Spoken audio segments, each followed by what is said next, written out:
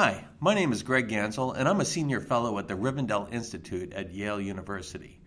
I want to start with a claim that may seem obvious to you. It is the claim that you cannot prove the existence of God.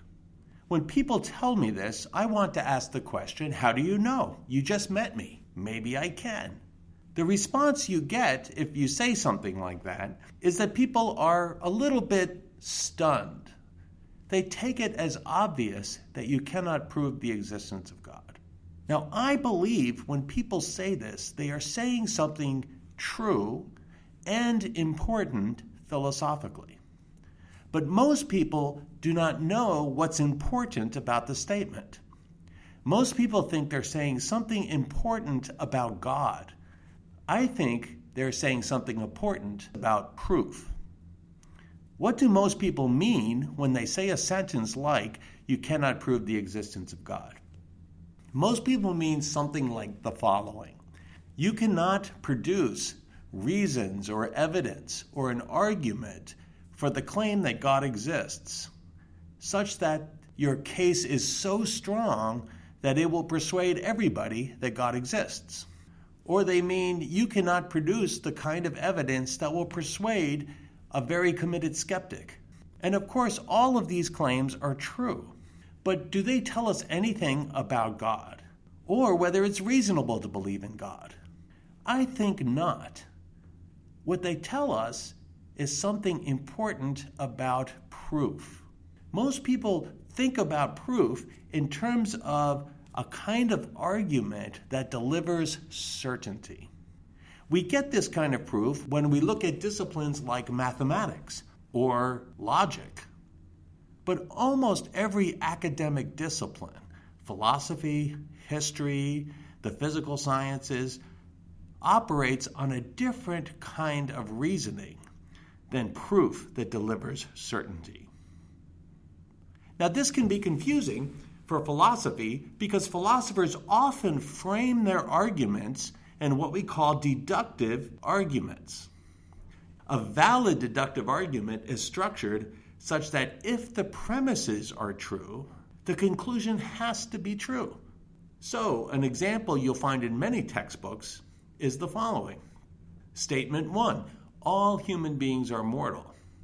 Statement 2, Socrates is a human being. Statement 3, therefore, Socrates is mortal. You can see that if statement 1 and statement 2 are both true, statement 3 has to be true.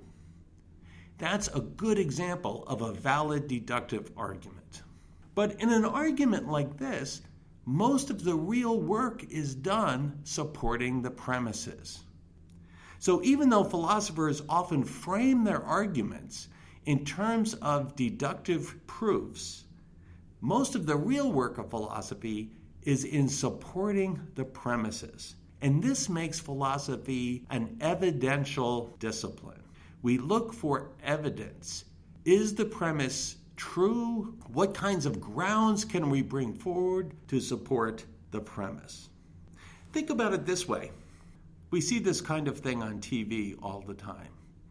Suppose a murder has been committed. What does the detective do? The detective comes in and picks up little bits of stuff. And these little bits of stuff may or may not become evidence. And they investigate this evidence to determine who it is who is most likely to have killed the victim. They never try to get 100% certainty. They're looking to build a strong case. And if the case is strong enough to convict someone beyond a reasonable doubt, then they are successful. So they pick up different bits of evidence and try to fit them into a story that makes sense of the claim that a particular person did the crime. So there are two things we can notice about the methods of a detective. One, the case that she builds is cumulative. Very rarely will there be one piece of evidence that convicts the criminal. There usually are many pieces of evidence. There may be fingerprints, there may be witnesses, there may be receipts, There may be all kinds of things that locate the suspect where the crime was committed. It's a cumulative case.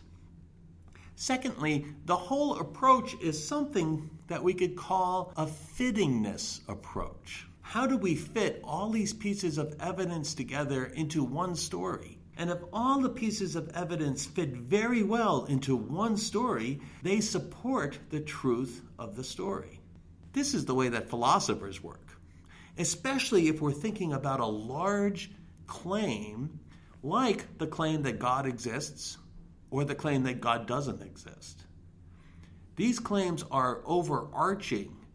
It's very rarely going to be one piece of evidence that strongly support these claims. It's going to be a number of pieces working together to justify or ground a particular theory.